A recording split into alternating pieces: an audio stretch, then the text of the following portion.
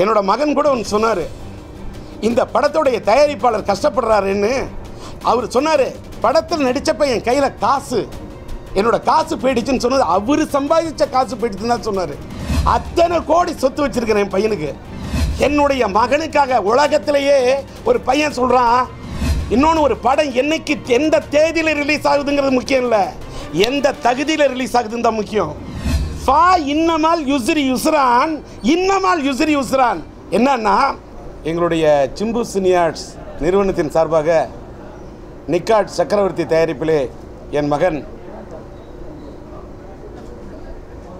Simbu STR நடித்திருக்கக்கூடிய இந்த வாழு திரைப்படத்தை தமிழகம் எங்கும் சிம்பு சினியார்ட்ஸ் மூலமாக வெளியிட முடிவு செய்து கடந்த ஜூன் மாதம் 19ஆம் தேதியிலிருந்து ரமலான் மாதம் பிறந்த நாள் என்று, ரமலான் மாதம் என்று பிறந்ததோ அந்த நாளன்று ஜூன் 19 அன்று ஜூலை 17 முதல் என்ற தேதியிட்டு இந்த திரைப்படம் வாழு திரைப்படம் தமிழகம் எங்கும் சிம்பு சினியார்ட்ஸ் மூலமாக வெளியிடப்படுகிறது என்று பத்திரிகையிலே செய்தியை பார்த்திருப்பீர்கள். இப்பொழுது வழக்கு மன்றத்துக்கு சென்று மேஜிக் ரேஸ் உரிமை கொண்டாடக்கூடியவர்கள் ஜூன் மாதம் 19ஆம் தேதியிலிருந்து வெளியிட்ட அந்த அதாவது விளம்பரம் போடப்பட்ட நாளிலிருந்து நேற்றைய தினம் வரை அவர்கள் என்ன செய்து கொண்டிருந்தார்கள்? ஏன் இத்தனை நாள்? அவருக்குத்தான் உரிமை இருக்கிறது என்று சொன்னால் அவர் ஏன் இத்தனை நாள் பொறுத்திருந்து விட்டு இப்பொழுது வழக்கு மன்றத்துக்கு சென்றிருக்கிறார் என்பதை பார்க்கும்போதே அவர் உரிமையை கொண்டாடுவதற்காக சென்றிருக்கிறாரா? இல்லை, இந்த திரைப்படம் இந்த குறிப்பிட்ட தேதியிலே சிம்பு சினியார்ட்ஸ் மூலமாக வெளியிட இருப்பதை தடுத்துவிட வேண்டும் என்ற எண்ணத்திலே சென்றிருக்கிறாரா என்பது மட்டும் பார்வையாளர்களாக உங்களுக்கும் தெரியும், பத்திரிகையாளர்களாக உங்களுக்கும் தெரியும். இன்னைக்கு சிலம்பரசனுடைய படம் வந்து 2 ஆண்டுகளுக்கு மேல், கிட்டத்தட்ட 3 ஆண்டுகளை தொடுகின்ற நிலையில் தமிழகம் எங்கும் சிலம்பரசனுடைய ரசிகர்கள், உலகெங்கும் இருக்கக்கூடிய அவர்களுடைய ரசிகர்களிடத்திலே இந்த படம் பெரிய எதிர்பார்ப்பை ஏற்படுத்தியிருக்கிறது. அது மட்டுமல்ல, சாதாரண ரசிகர்கள் கூட, வெளியில் போன குழந்தைங்கள்லாம் கூட ஜூலை மாதம் 17ஆம் தேதி வாழு வந்துருதா அப்படின்னு கேட்கக்கூடிய அளவுக்கு திரைப்பட ரசிகர்களிடத்திலும் இந்த படத்துக்கு ஒரு பெரிய எதிர்பார்ப்பு இருக்கிறது. பாட்டு நல்ல ஹிட்டாக இருக்குது, மக்களிடத்திலே இந்த எதிர்பார்ப்பு இருக்குது.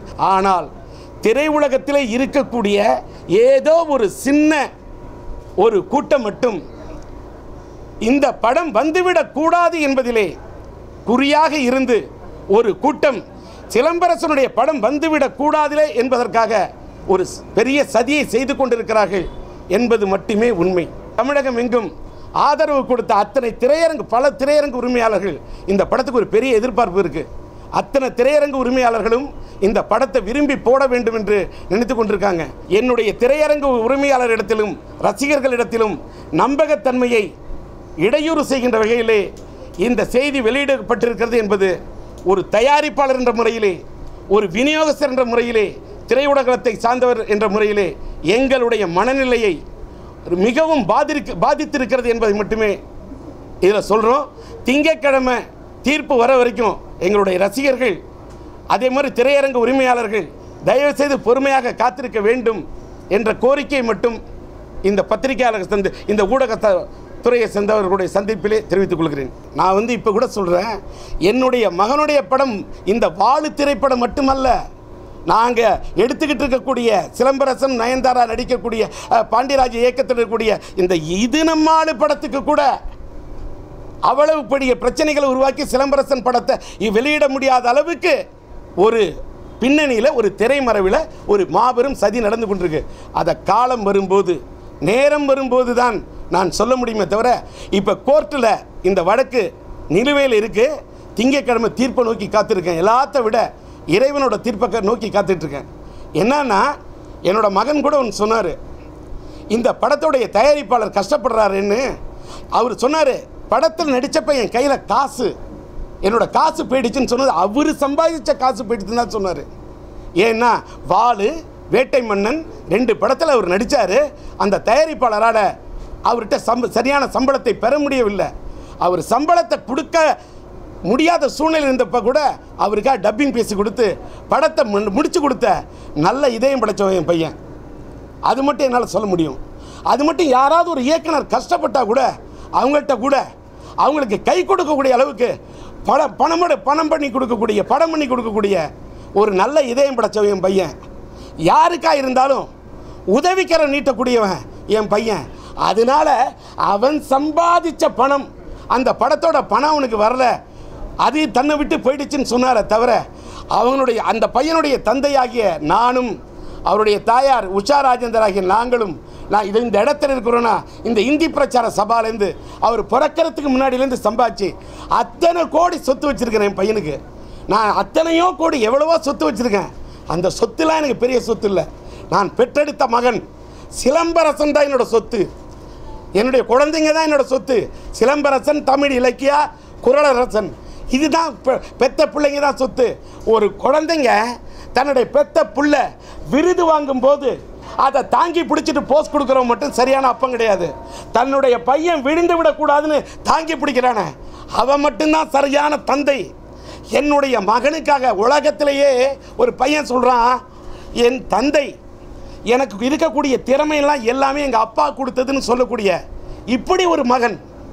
எல்லாத்த விட நான் சம்பாதிச்ச பணத்தில் அந்த பணம் போயிடுச்சு, ஆனால் இதற்காக போய் என் தாய் தந்த இடத்துல போய் நின்று அந்த பணம் கேட்க மாட்டேன்னு சொல்லக்கூடிய இந்த மோட்டிவேட் பண்ணக்கூடிய நல்ல உணர்வு எத்தனை பசங்க அப்பா அம்மாவோட சொத்தை சுரண்டுன்னு நினைக்கக்கூடிய உலகத்தில் எங்கள் அப்பா அம்மா நான் சம்பாதிச்ச காசு என்கிட்ட இல்லைங்கிற நேரத்தில் எங்கள் அம்மாட்ட போய் காசு கேட்குறதுக்கு சங்கோச்சப்படன்னு சொன்ன ஒரு அற்புதமான இதயம் படைத்த, ஒரு அற்புதமான திறமை படைத்த இந்த சிம்புவின் வாழ்க்கையை எந்த இருள் சூட நினைத்தாலும், இன்னொன்று ஒரு படம் என்னைக்கு எந்த தேதியில் ரிலீஸ் ஆகுதுங்கிறது முக்கியம் இல்லை, எந்த தகுதியில் ரிலீஸ் ஆகுதுன்னு தான் முக்கியம். அதோட டேட்டு முக்கியம் இல்லை, இறைவன் எழுதி வச்ச அந்த ஃபேட்டு தான் முக்கியம். தலைவிதியை நான் நம்புகிறேன்.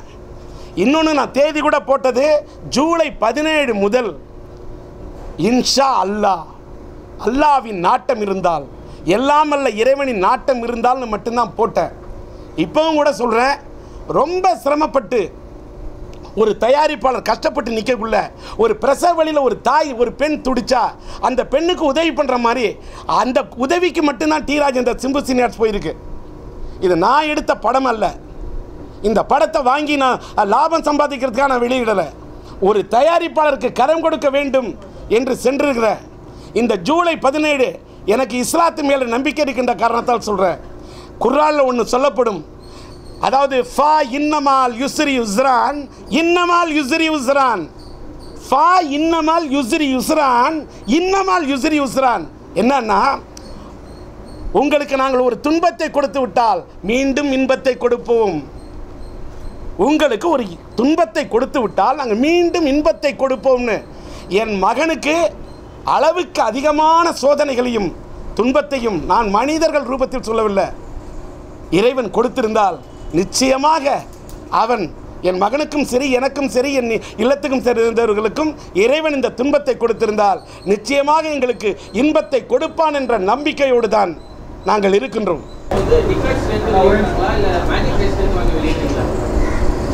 இந்த படத்தின் தயாரிப்பாளர் நிக்காட் சக்கரவர்த்தி அவரிடமிருந்து தான் நான் வாங்கி, இன்னொன்று இந்த படத்தை ஒரு விநியோகஸ்தருங்கிற முறையில் இப்போ மதுரையிலையா அங்கே என்ன பிரச்சனை இருக்கோ அதை விநியோகஸ்தர் சங்கத்தின் மூலமாக தீக்கையா அந்த விநியோகஸ்தர் சங்கத்தின் தீர்த்து மதுரை, அதாவது Tirunelveli, Madurai area, Coimbatore area, Salem area, Trichy area, south Arcot, north Arcot, Chengalpattu, city, இத்தனை விநியோகஸ்தர் சங்கத்தின் தலைவர்களோடு பேசி யாராருக்கு என்னென்ன பாக்கி இருக்குது, அவங்களோட வட்டி கிட்டிலாம் போய் குறைச்சி எவ்வளோ ரூபாய்க்கு ஒத்துக்கிறாங்க எல்லாத்தையும் பேசி கஷ்டப்பட்டு ஏற்பாடு பண்ணி எல்லா ப்ராப்ளத்தையும் சால்வ் பண்ணி யாராருக்கு எங்கெங்கே கொடுக்கணுமோ எல்லாத்தையும் அந்த பண பாக்கியெல்லாம் கொடுத்து முடித்தா தான் சார் ஒரு படம் ரிலீஸ் ஆகும்.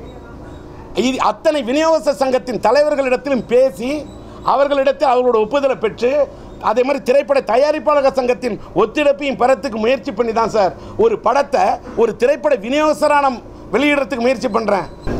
இல்லை இது விநியோக பிரச்சனை இல்லை சார், இது கோர்ட்டு வரைக்கும் போயிடுச்சு. இவ்வளோ பெரிய பிரச்சனை. இன்னொன்று ஸ்டேட்டஸ்கோன்னு கொடுத்ததே இடைக்கால தடை என்று சொல்லி நாங்கள் புக் பண்ணி வச்சுருக்க தேட்டர்லாம் சிதைக்கக்கூடிய அளவுக்கு சிதைச்சு இன்னும் எவ்வளோ சின்ன பின்னமாக்க முடியுமோ அவ்வளோ முயற்சி நடக்கும்போது இதற்கு பிறகு என்னோட ரசிகர்களை கடவுள் என்னை காப்பாற்றுவார், என்னையும் என் மகனையும் கடவுள் காப்பாற்றுவார்.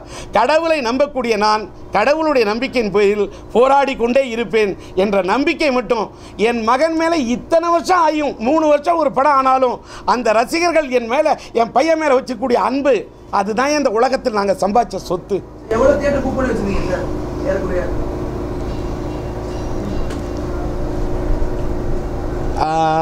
அது 200க்கு மேலே பண்ணியிருக்கேன். 300 தேட்டர்களை தொடக்கூடிய அளவுக்கு பண்ணிட்டுருக்கேன்.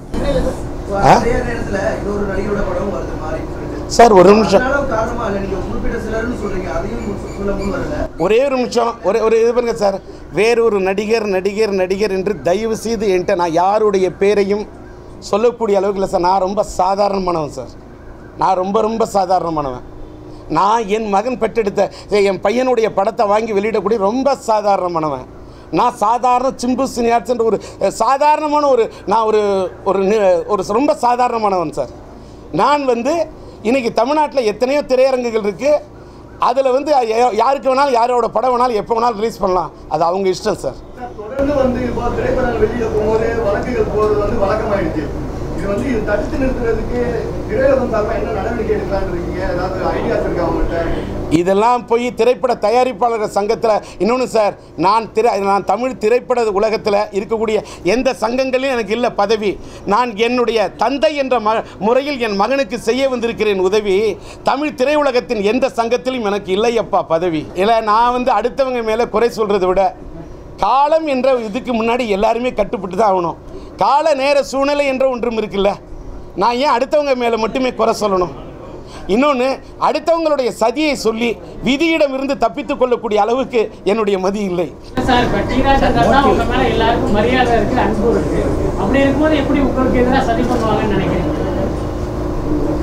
ஒரு நிமிஷம், யாரு மேலே மரியாதைன்னா கடவுளே ஆனாலும் சரி, கடவுளை ஏற்றுக்கொள்ளாத நாத்திகவாதிகளும் ஒரு கூட்டம் இருக்க தான் செய்யும். இதை முதல்ல தெரியும். 100க்கு 100 இந்த உலகத்தில் எல்லாரையும் ஏற்றுக்கொள்ளக்கூடிய மனிதர்கள் இருக்கவே மாட்டாங்க. நெகட்டிவ்னு ஒன்று இருந்தால் ஒன்று பாசிட்டிவ்னு ஒன்று இருக்கும். நமக்கு பாசிட்டிவ்னு ஒன்று இருந்தால் நெகட்டிவ்னு ஒன்று இருக்கும். என் மகன் மேலே இந்த அளவுக்கு அன்பும் ஆதரவும் செலுத்தக்கூடிய எத்தனை தாய்மார்கள். சின்ன வயசுலேருந்து அந்த பையன் மேலே நான் எடுத்த படங்கள்லாம் அத்தனை படங்கள் எடுத்திருக்கேன். உறவை காத்த கிளி, மைதில் என்னை காதலி, ஒரு தாயின் சபதம், என் தங்கை கல்யாணி, சம்சார சங்கீதம், சாந்தியனது சாந்தி, எங்க வீட்டு வேலன், பெற்றெடுத்த பிள்ளை, தாய் தங்கை பாசம், சபாஷ் பாபு, மோனிஷா என் மோனிலிசா, சொன்னால் தான் காதலா, காதல் அழிவிதல்னு சின்ன குழந்தையிலேருந்து படிப்படியாக ரசிகர்கள்ட்ட கொண்டு போய் அந்த பையனை சேர்த்து வச்சுருக்கேன். என் பையனை அந்த அளவுக்கு ரசிகர் கூட்டத்தை அதை தக்க வச்சுருக்கான். நான் கொண்டு போய் சேர்த்தேன். அதை போய் என் பையன் தக்க வச்சுருக்கிறாரு. அது அவருடைய திறமை. அதனால் இந்த பையனோட படம் ரிலீஸ் ஆகணும்னு அவ்வளோ பேர் இன்றைக்கி பிரார்த்தனை பண்ணுறாங்க. இந்த நிகழ்ச்சி இதில் மூலமாக கூட என் மகனுக்காக நல்ல இதயங்கள் பிரார்த்தனை செய்ய வேண்டும் என்று பிரார்த்தனை செய்வார்கள், செய்ய வேண்டும் என்று மட்டுமே நான் கேட்குறேன். தவிர நான் அப்படி பண்ணிவிடுவேன் இப்படி அதெல்லாம் பேசுகிற இடத்துல இப்போ நான் இல்லை. திங்கட்கிழமை கோர்ட்டில் எந்த முடிவு வந்தாலும் தலை வணங்க தயாராக இருக்கேன் சார்.